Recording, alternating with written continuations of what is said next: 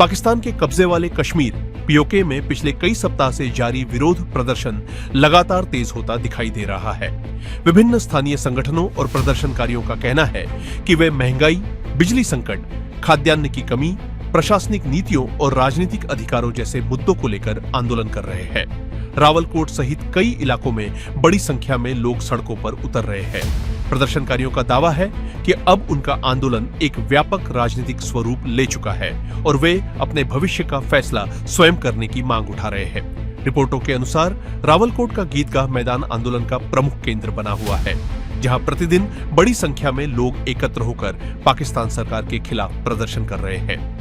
महिलाओं, युवाओं और बुजुर्गों की भी आंदोलन में सक्रिय भागीदारी देखने को मिल रही है। लगातार बारिश के बावजूद प्रदर्शन जारी है और प्रदर्शनकारी अपने आंदोलन को आगे बढ़ाने का संकल्प दोहरा रहे हैं। प्रदर्शनकारी आरोप लगा रहे हैं कि पीओके में आटा, बिजली, दवाइयों और अन्य आवश्यक वस्तुओं की उपलब्धता गंभीर रूप से प्रभावित हुई है।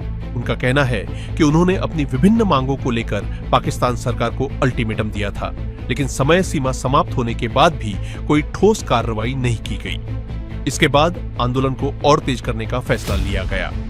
आंदोलन से जुड़े समूहों ने घोषणा की है कि रावलकोट समेत पीओके के कई हिस्सों से लोग राजधानी मुजफ्फराबाद की ओर मार्च करेंगे, जहां बड़े स्तर पर विरोध प्रदर्शन आयोजित करने की योजना है। प्रदर्शनकारियों का कहना है कि अब वे केवल आर्थिक मांगों तक सीमित नहीं हैं, बल्कि राजनीतिक अधिकारों और स्थानीय लोगों को अधिक अधिकार दिए जाने की मांग भी कर रहे हैं। इस बीच कुछ रिपोर्टों में आरोप लगाया गया है कि प्रदर्शनकारियों को तितर-बितर करने के लिए सुरक्षा बलों ने आंसू गैस और बल प्रयोग का इस्तेमाल किया। कुछ मीडिया रिपोर्टों में रावलकोट और अन्य इलाकों में झड़पों तथा फायरिंग की भी बात कही गई है। हालांकि इन घटनाओं के संबंध में अलग अलग स्रोतों में अलग अलग दावे किए गए हैं और इनकी स्वतंत्र पुष्टि नहीं हो सकी है। भारत ने भी पीओके की स्थिति पर चिंता व्यक्त की है। भारतीय विदेश मंत्रालय ने कहा है कि स्थानीय आबादी की शिकायतों का समाधान करने के बजाय बल प्रयोग की खबरें चिंताजनक है। भारत ने यह भी कहा कि महिलाओं और बच्चों सहित आम नागरिकों के खिलाफ कठोर कार्रवाई तथा भोजन और दवाओं जैसी आवश्यक वस्तुओं की आपूर्ति प्रभावित होने संबंधी रिपोर्टें गंभीर चिंता का विषय है।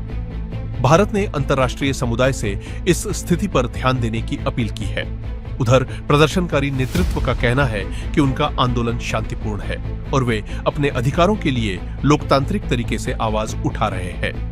कई प्रदर्शनकारी संगठनों ने 27 जुलाई को प्रस्तावित चुनावों के बहिष्कार की भी घोषणा की है। उनका कहना है कि जब तक उनकी प्रमुख मांगों पर सार्थक बातचीत नहीं होती, तब तक उनका आंदोलन जारी रहेगा।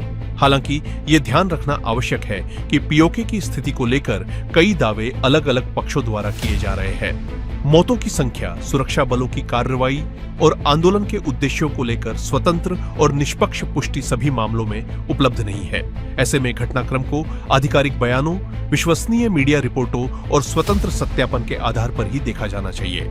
फिलहाल पीओके में हालात तनावपूर्ण बने हुए हैं। आने वाले दिनों में मुजफ्फराबाद की ओर प्रस्तावित मार्च और पाकिस्तान प्रशासन की प्रतिक्रिया पर पूरे क्षेत्र की नजर रहेगी, क्योंकि इससे आंदोलन की दिशा और क्षेत्रीय राजनीतिक स्थिति पर महत्वपूर्ण प्रभाव पड़ सकता है।